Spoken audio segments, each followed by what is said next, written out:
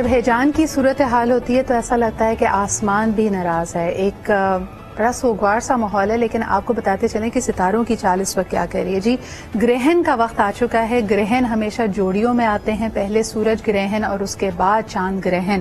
اس کی جو تاریخیں ہیں آپ کو بتاتے چلیں کہ 25 اکتوبر کو ہم دیکھ رہے ہیں کہ سورج گرہن ہوگا، اور اس کے بعد 8 نومبر کو ایکسپیکٹ کیا جا رہا ہے کہ چاند گرہن ہوگا. اچھا یہ ونڈو بڑی انٹرسٹنگ ہے، اور اس کو کہا جا رہا ہے کہ جس طرح آپ جانتے ہیں کہ 23 اکتوبر سے شروع ہوا ہے اسکارپیو کا وقت، اور اسکارپیو یوزلی مسٹریز کی، سیکرٹس کی طرف اور معموں کی طرف آپ کا اشارہ کرتا ہے.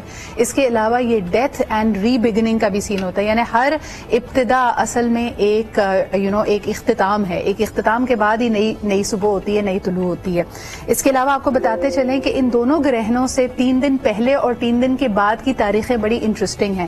یعنی اگر پہلا گرہن آپ کا 25 اکتوبر کو لگ رہا ہے تو 22 اکتوبر یعنی 22 کی ڈیٹ یاد رکھیے، اور اس کے بعد آخری جو ہم بات کر رہے ہیں کہ چاند گرہن جو ہوگا اس سال کا وہ ہے 8 نومبر کو، تو اس کے 3 دن کے بعد یعنی 11 نومبر. 22 اکتوبر اور 11 نومبر کی یہ جو پیریڈ ہے یہ اتنا امپورٹنٹ، اور اس میں ایسٹرولوجیکلی کیا ہو رہا ہے ذرا یہ جانتے ہیں. ہمارے ساتھ موجود ہیں آغا بہشتی صاحب. ان سے پوچھتے ہیں کہ فینکس ٹائم کہا جاتا ہے، یعنی پہلے اگر آپ فینکس کے ایک میتھولوجیکل برڈ کو دیکھیں کہ وہ پارا ہو جاتی ہے، شعلوں میں اڑ جاتی ہے، اور اس کے بعد ایک نئی ابتدا ہوتی ہے. So what are things pointing towards. السلام علیکم آغا صاحب، بہت بہت شکریہ ہمیں جوائن کرنے کے لیے. کیا ایکسپیکٹ کریں ہم ان دونوں گرہنوں سے، اور یہ پاکستان کے لیے، ریاست پاکستان کے لیے، عوام کے لیے کیسا ثابت ہوگا یہ پیریڈ؟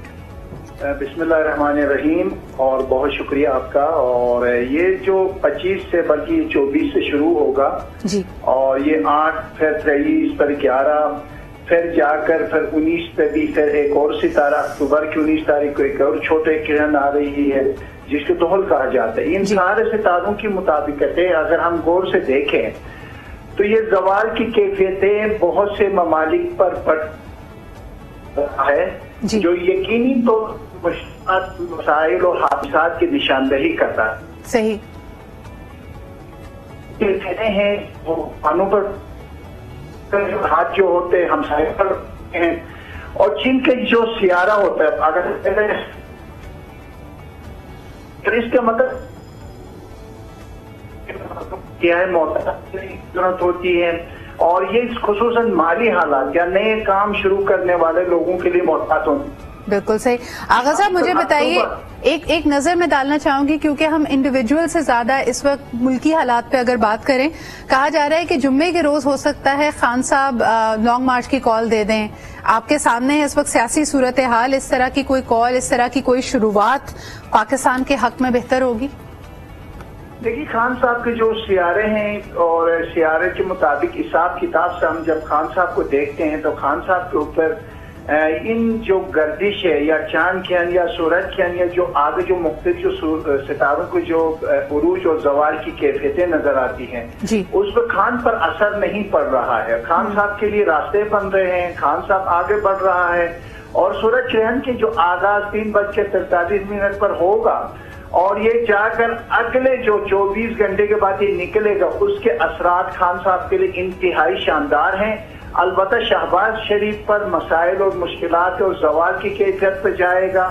جزوی طور پر اس کی کیفیت جو ہے وہ 7ویں گھر پر داخل ہو رہی ہے. یقیناً مشکلات اور پریشانیاں حکومت چلے جانے کے امکانات موجود ہے. اگلے 3 مہینے میں شہباز شریف کی حکومت کا تختہ جو ہے وہ ہمیشہ کے لیے ختم ہو جائے گا. نئے حکمرانی کا جو سورج ہے وہ نکلتا ہوا نظر آ رہا ہے، جو یقینی آغا صاحب ایک آخری سوال مجھے بتائیں، الیکشن کی کچھ ڈیٹس آپ کو نظر آ رہی ہیں فورکاسٹ میں؟ یہ مارچ میں ڈیٹ آ جائے گی، الیکشن کی مارچ میں ڈیٹ آ جائے گی. بہت بہت حکومت مجھے نظر آ رہی ہے. اچھا جی، بہت بہت شکریہ. آغا بہشتی صاحب ہمارے ساتھ موجود تھے.